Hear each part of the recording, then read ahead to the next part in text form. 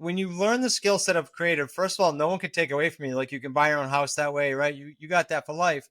But more importantly, when the market pivots, that's when you're more needed. That's when the media is screaming like they are now. Oh, it's going to crash. They've been saying that for how many years now?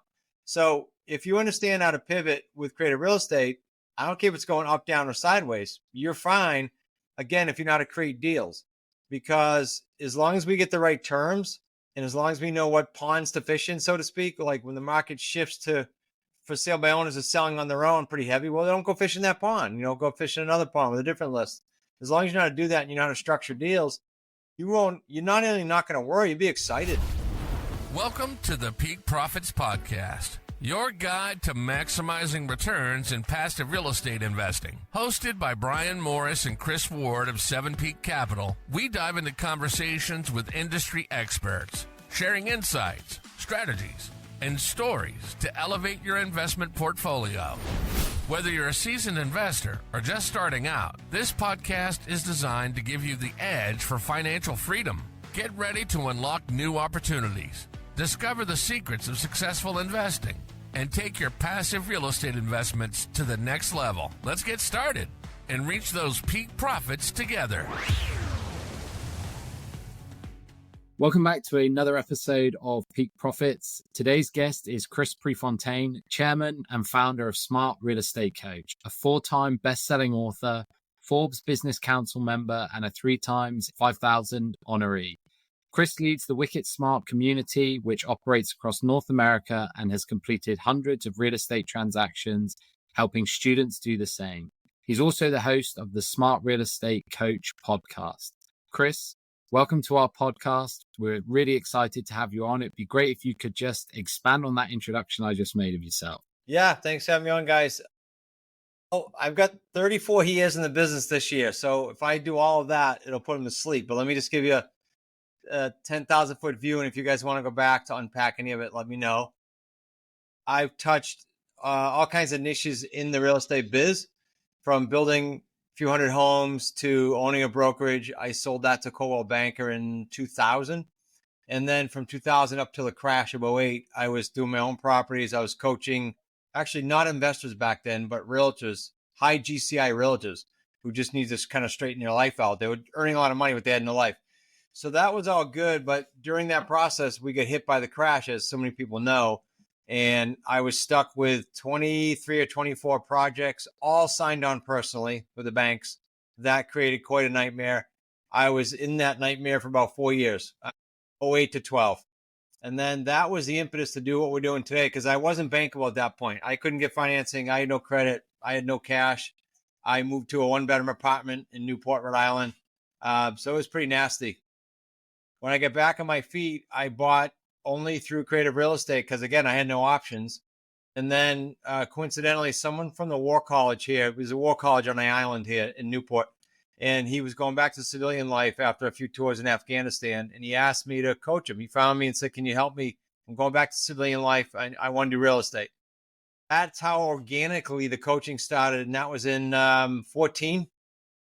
That year, I think we did 14 grand in business. That has morphed into this year we'll do close to 5 million, as you said, hitting 5,000. And one of the main reasons, guys, and then I'll give it back to you to unpack any piece of that. But one of the main reasons we're growing the way we are is we when I searched real estate training, when I get back in the trenches and I had enough mental beaten up, I just said, okay, I'll get back in the trenches.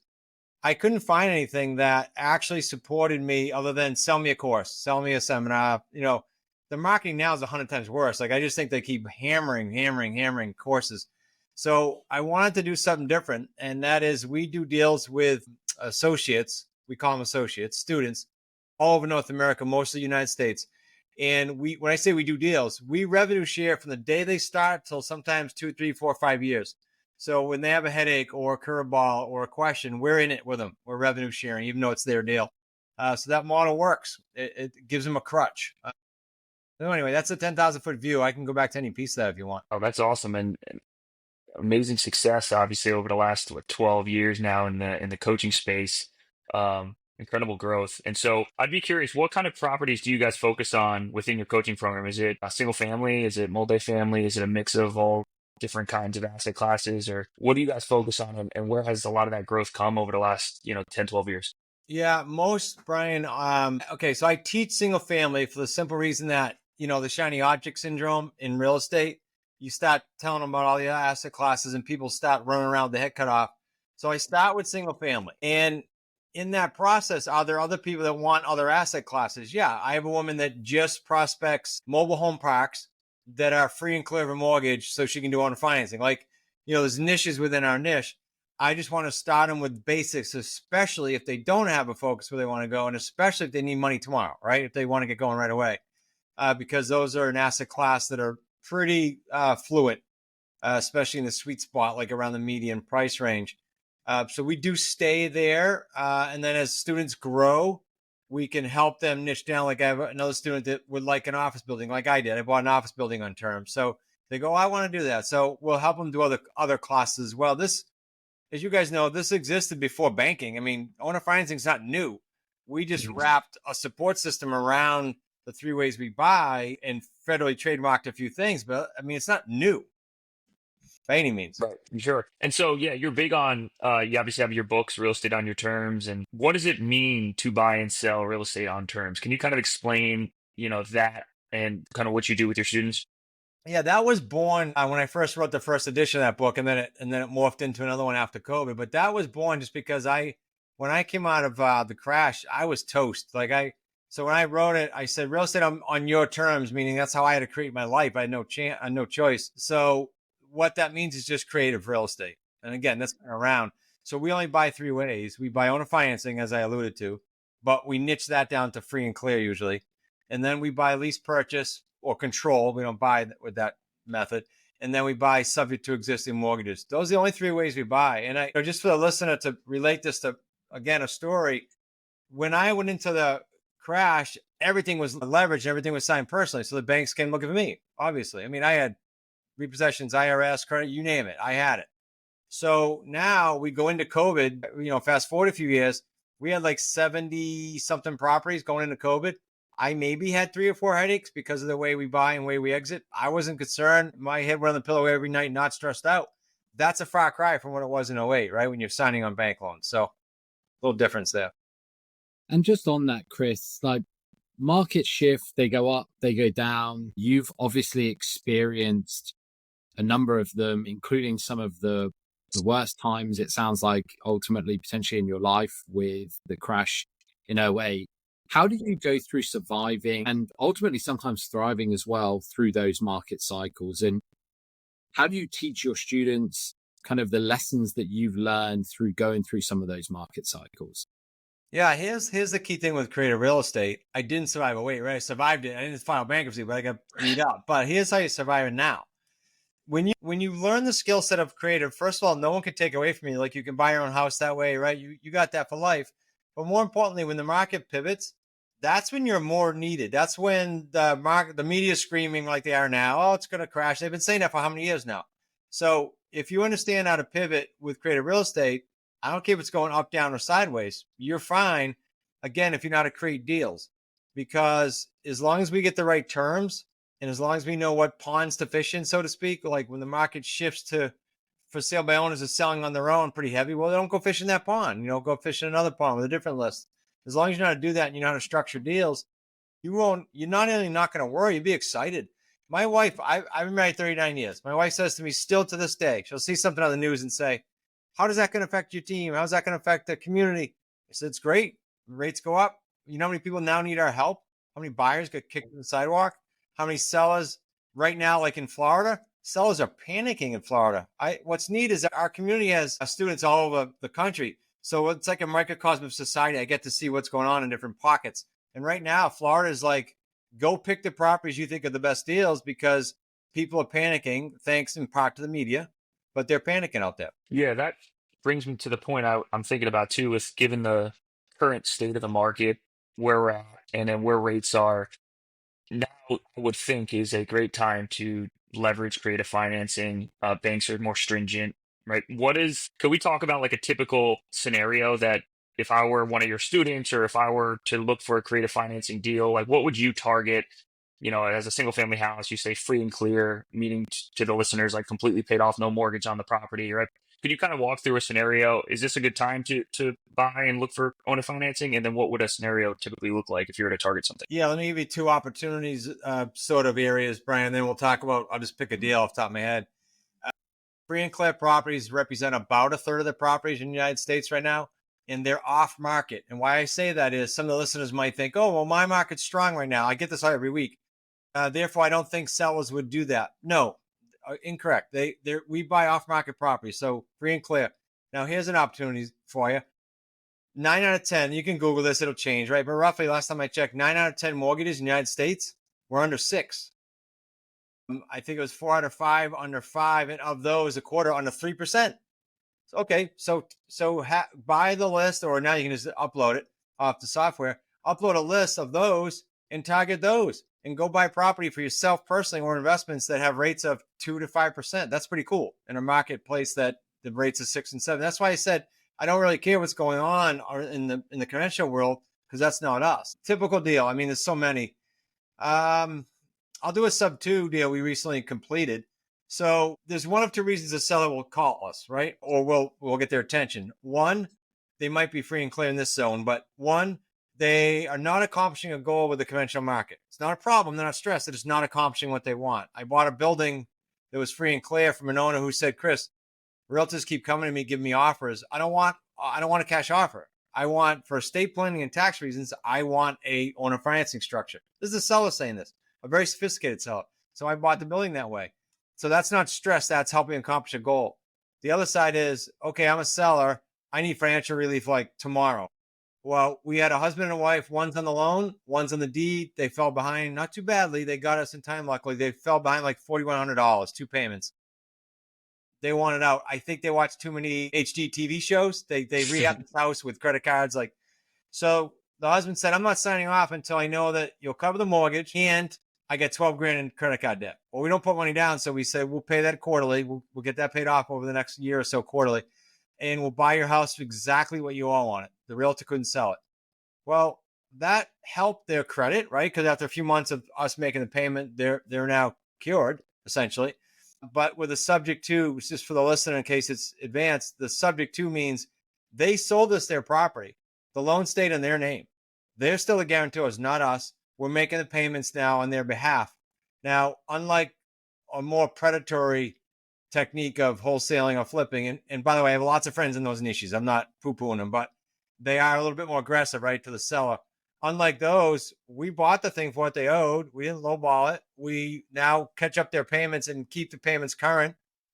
That since got cashed out, but that deal went for 3 or 4 years with current mortgage payments. If anything, to help them. That deal, like most deals in our community, they range from like 45 grand to 350 grand, all 3 paydays. They're pretty lucrative deals. So it's not like you to go do 20 of these deals, right? You know, for most people, they do a handful and they're pretty well set. So how do you teach your students or associates, as you call them, to ultimately, you mentioned there, get a list. Where do you get your students to get their list, first of all? And then what are some of the techniques that you teach them in identifying what the needs of those sellers ultimately are? Like you mentioned there, somebody wanted it for estate and tax planning purposes. They didn't want the cash offer. So kind of 2 questions. Where do you help your associates get their list? And ultimately, how do you help them get to the goals of the seller? Yeah, the list part is easy, right? That's the easy thing. Doesn't require skill. Just here's the resource. And we have 2 different companies that do it. One is called Landboys, who has actually gone to the next level. This is pretty new. You guys saw share it. They've got a list that's called Distressed. And unlike all the other lists that all the investors can get, pre-notice of default, pre-foreclosure, all those, everybody's calling those. There's a new list now called Distressed. It's pretty exclusive, and we have it in the community. And here's what it targets: it or pulls out metrics wise. It pulls out people that it might be starting to be late, not on their house, but on medical, auto, utilities, rent. So this is pretty unique because what slips next usually, right? If they don't rebound, the mortgage.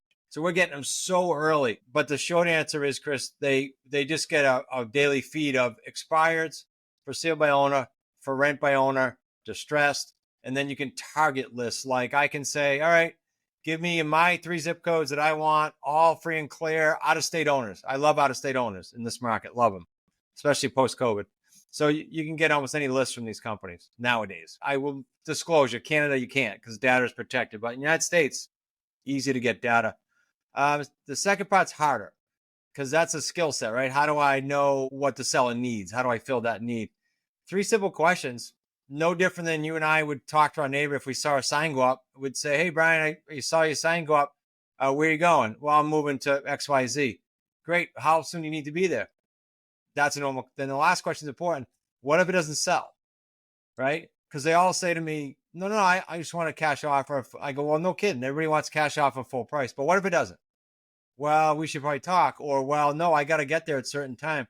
So as long as the answer to the third question is motivation, we're okay. As long as they don't need the money right away. If the answer is no big deal, I'll just stay. I need my money or I'll stay. Okay, they're not motivated. I don't need to talk to them. But those 3 simple questions vet out so much if you just be quiet and listen to what they got to do, and then you solve for that. Now, if you're brand new, how do you solve for that? You call one of our coaches, they get on the phone to the seller directly, and you listen to how it's done. That's how you start when you're brand new. Yeah, so that was going to be my next question is you get the lists, you identify, opportunities that could be a good fit for what you're looking for.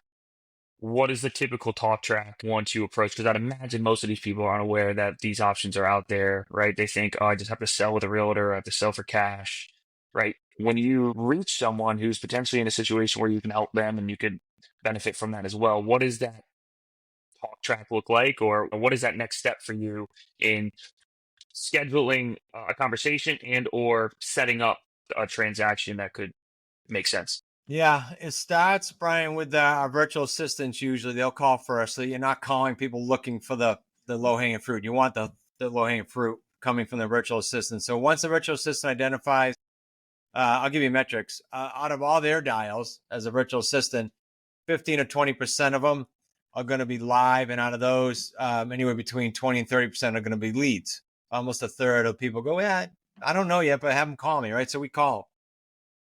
If they were a FSBO, for sale by owner, that timeline is going to be longer because why? Because they think they can sell. So they need some time. So now you're just on their radar. If it's an expired listing or one of the other stress lists, usually you can get an appointment on that first call. You call and book the appointment after the virtual assistant. So the time frames run from 1 week to literally I've had people call me 2 years later, stuck, end of their row, just come back out and do that thing you talked about. It just depends on their headache or their goal they're trying to reach. So you mentioned that the leveraging of virtual assistants. How important, Chris, is that for the business that you operate? Is that fundamental? I see a lot of people, not just in the real estate industry now, relying on virtual assistants. I know Brian and myself also have virtual assistants. Talk us through how valuable that is for what you run.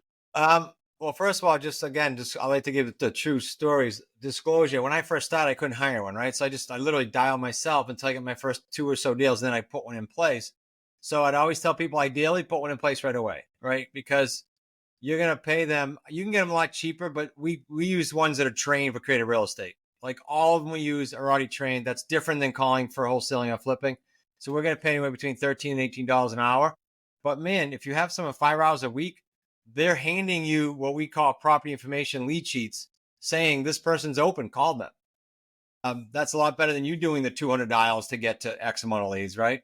That can be somewhat tedious. I didn't mind it, but a lot of people don't want to do that. So I would suggest they get a virtual assistant. If the virtual assistant costs, let's say, $100 a week, if that's $5,000 a year, our average deal's 45 to 350 grand. If you can't get one deal out of a virtual assistant this year, one of you are falling asleep, right? So it's a no-brainer. You just got to make it a business decision. It's not a cost. It's a return on investment, and it'll drag your revenue versus a cost. It's just a mindset. People, I don't know if I can afford it. No, you can afford it. It's how many deals can they produce for you? 100%.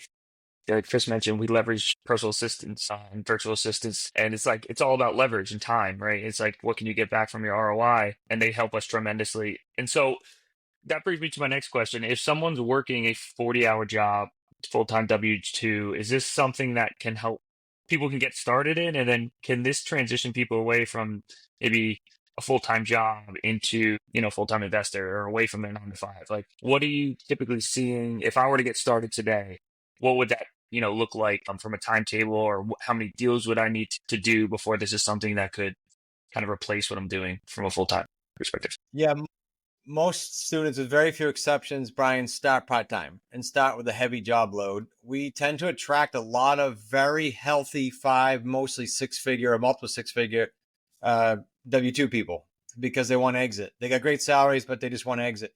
We also attract, just to give you a rounded answer, a lot of people in other niches that now get, oh, okay, I don't have to be on this proverbial treadmill and just kind of get paid once for a deal. They like our 3 payday system. But to go back to the people part-time, based on our metrics, it's been hundreds of thousands of calls and deals. You're going to want to be around the 5 or 6 hour a week mark if your goal is to get up to eventually 1 deal a month, which is pretty lucrative, right? At those numbers. You can water that down or ramp it up accordingly. Like we have an attorney in Phoenix, runs a very busy law firm. And he's like, with those numbers, Chris, if I can get 2 properties a year, I'm good. So he's not going to put in 6 hours. He doesn't need to. But just the general person comes in and says, hey, I want to get to 10 or 15 grand a month. Or Judy just left her job. She was making over 300 grand a year. So she had to obviously ramp up pretty significantly before she could leave. So it varies on their goals, but generally speaking, 5 or 6 hours a week gets them rolling. I think that's a really interesting point there as well, because doing this doesn't mean you have to leave your W-2 job, right? Like this is an alternative option. It gives you the freedom and the flexibility to decide if you do want to leave or ultimately if you don't. You mentioned there the 3 paydays and you've trademarked that. What does the 3 paydays ultimately mean? Okay, so the way we exit our properties, and this is an important distinction because you can literally, the listener can go on a lot of real estate podcasts right now and hear the opposite of this. And the opposite of a rent own, the way we do it is, yeah, we put rent own people in the houses. We don't care if they have a cash out because we can just go get another check and do it again. You'll hear people publicly saying that. I think morally and ethically it's awful because we want to set the buyer up to win. So my son Nick has set up a great system for qualifying these buyers. These are buyers that are true buyers. They just can't get a loan yet. So that might be someone who had a legitimate credit ding, life event. It might be someone, so they need time. It might be someone that left their JOB to start a business. Like that person I just mentioned, Judy. 10 days ago, she gave her notice and came full time with us. So 12 days ago, she went out and bought a car and did all the things she needed to do financing wise because she's not financeable now. Even though she has all that, a lot of money in the bank, was making 300 grand for 17 something years. Can't get a loan now. Why? They need seasoning, right? You guys know that, but just for everybody. So those are great buyers that can come in the home. They have cash for down payment. They can afford the monthly, and their mortgage ready plan just needs time before the bank will finance them. So that's who we exit our properties with. I don't know if that hit your question, Chris. I got off on a little tangent there. Yeah, I think it does. Is that the 3 different streams, or? I gave you one. Sorry. So down payment because they are a true buyer. Payment, payday number 2, I'm paying something on the underlying property to the owner or to their mortgage, right? And I'm going to collect from my tenant buyer a monthly rent in the rent-own program. That delta is my payday 2. Payday 3 is super strong because it's all the principal pay down throughout the term, plus any markup. So in the case of a free and clear house, we're making monthly principal-only payments. That's a serious accumulation of principal pay down. So at the end, that all accumulates to us. So those are 3 paydays, and that the average is what I kept alluding to earlier: 45 grand to 350 grand, depending on the price ranges. Because we got a few students and coaches in California. There's not a deal that do under 6 figures, just because of the price range, 100 grand and up per deal. So you're targeting free and clear. Call it, you identify a property that's $300,000, and the situation makes sense. Can you walk through, as if I was a 3rd grader, because sometimes I feel like I am, how this works, and then how the income could work from a property if you take that over, right? And what that structure would look like. Yeah, let me give you a real deal because it's on my brain. A little lower price range than you said, which is even better because it's not as padded, right? I don't want to give you all the fancy, fluffy $1 million deals. I could, but I won't. So this deal was an expired listing. The realtor had it on for like I'll use round numbers, $229,900. They couldn't sell it. We met the gentleman because his dad passed away and he had a bunch of homes. We met with him, my son and I, and basically all the siblings wanted closure. They didn't want to do anything on terms, which I get. So he called us like 6 months later and said, hey, we sold off dad's estate, but can you come do that owner financing thing with my personal residence? I'm retiring to South Carolina. So we met with him. Long story short, I said, hey, you were on Don for around 220s. What do you think you were going to get? And he said, net. And he said 183.9. So he had his numbers. I said, okay, we'll pay you 183.9. Here's how we'll do it. He was free and clear. We'll pay you $923 a month. We will, those are principal payments. And on or before 48 months, we'll give you a balloon payment for whatever's due. Okay. So he said yes to that. We literally signed it. He was leaving in 4 days. We signed it, got it done. The rest was done by mail. We then put a tenant buyer in there, marked it back up to where the realtor couldn't sell it, 229-ish. We took a 15 grand, that's actually low to our standards today, but a 15 grand non-refundable down payment, that's payday one. Remember now, while I'm paying my $923 a month, I'm collecting more from the buyer. This buyer paid us $1,500 a month. They're not getting credit for principal. It's a rent payment.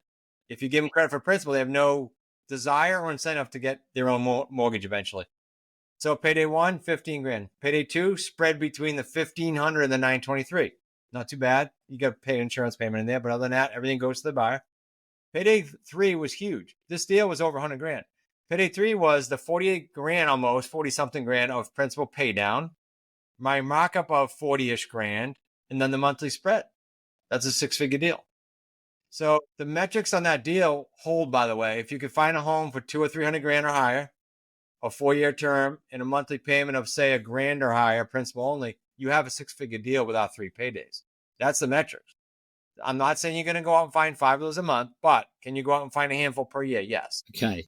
There's a lot to unpack there, Chris. I think it's starting to make a little bit more sense. So you're identifying someone who is free and clear. You're offering them the value that they have left on their mortgage or the value of the property that they ultimately wanted. You're paying that down through a principal payment, but you are putting a tenant into that property that ultimately wants to purchase that property, but they cannot get a mortgage for various, whatever reasons that ultimately is. So you are charging them a market rent to live there during that period of time until they can, and you are collecting obviously the difference. And then at the point in time when they are ready to purchase that property and can ultimately get that mortgage, then you are charging them the value of that property at that point in time. And those are the 3 different payday options. Yeah, one tweak there. You said it perfectly, except for the very end. Okay. They, as a buyer would, they lock in their price day one. So it's a real benefit for them. Okay. They behave like, pay bills like, and lock in equity like they are a buyer. That's the only difference there. You said everything else absolutely spot on. Okay, so even more beneficial for the person coming into the property, because if it takes them 2 years, the appreciation of that property, they have that locked in and ready from day one. Instead of watching that pass them by, right? In the market. Absolutely. Yep. Absolutely. Okay, so how do you feel about the timing of doing all of that right now? Like you mentioned at the beginning that for you, it doesn't really matter because everything is shifting, but this model, it works regardless of the market dynamics. So why is now such a good time to do? Didn't hit the buyer side. When one of you guys asked me, I hit the seller side. So let's hit the timing on the buyer side. We have a loan officer in our community who his company does like 100 loans a month. So not just a few. And he said, Chris, it's getting worse, but right now 17 or 18 applicants out of 100 are financeable. Okay, so what about the whole other 80%?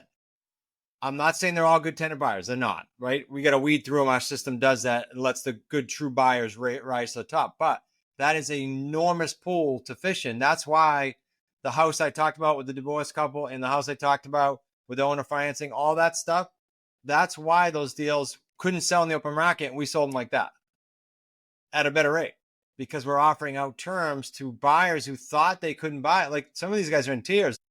Oh, the rates just doubled. I was going to go buy this house with my family. You know how many buyers got kicked to the side during that? It was huge. So they can come in. We give them the time they need to either increase their credit or increase their down payment and get more financeable. You literally are giving them a path to home ownership. The demand is enormous right now. When I said on a show last week, it was a guy that buys and sells notes. He was the host like you guys. I told him about the 80%. And I told him about the 2 years of seasoning for someone starting their own business. And he said, yeah, I talked to someone today who said that's getting even worse. They're going to make it harder for people that are starting their own business to get a loan, like maybe even 3 years seasoning. That's crazy. Crazy. But that helps us. Yeah, no, and that's interesting. So within your community, can you talk a little bit about what's included? If someone were interested, where would they go? And if they were wanting to get a part of it and educate, I'm sure people listening are very intrigued by what they've heard so far. If this is a new concept to them, what is the next steps to getting involved and what's included within your community and your Yeah, no, mentorship? I appreciate it, Brian. Okay, a couple different things to answer on that. One is we'll give everybody that's listening a free book, and it's not one of those offers that says free book, and then you got to put in your credit card for shipping. We ship it out of here. It's free. They're the hard copies. You might get some goodies in there. Just go to wickedsmartbooks.com/peak profits, just so we know it came from you guys. Just our gift to your tribe. As far as the different things I can do, there's group coaching for those that kind of want to take it their own pace. Very, very, very inexpensive. And then there's the revenue sharing model that I talked about, where we're not just doing that on a group basis. We're doing that on a one-on-one basis as needed, as you get deals, as fast or slow as you want to run. I always tell the new members, one of our values is effort for effort. So you're never going to be waiting for us, but we're also not going to be pushing a noodle across the table either, right? We want to run side by side. We're not going to be pushing you. So there's different levels to participate in with that. But just know that the community support is intense. Even at the entry level, there's 5 touches a week if you want them. Not everybody can even make those, but there's support galore for the community members. What is the mission and kind of goal for the Wicked Smart community, Chris? Yeah, it changed every 3 or so years. We obsess over a few things. We obsess over decreasing our what we call TTFD, time to first deal. So you'll never hear in a corporate meeting, oh, how many units can we sell? How many courses? It's how can we get our students to get to the finish line more quickly and more often? Because we know when that happens, they don't leave. We factor all levels in too. So our average time to first deal right now is like 150, 157. But that counts the person who comes in and says, you know what? I'm not in a hurry. I just want to do a few deals. And that counts the people breaking records. We don't like take the good average, right?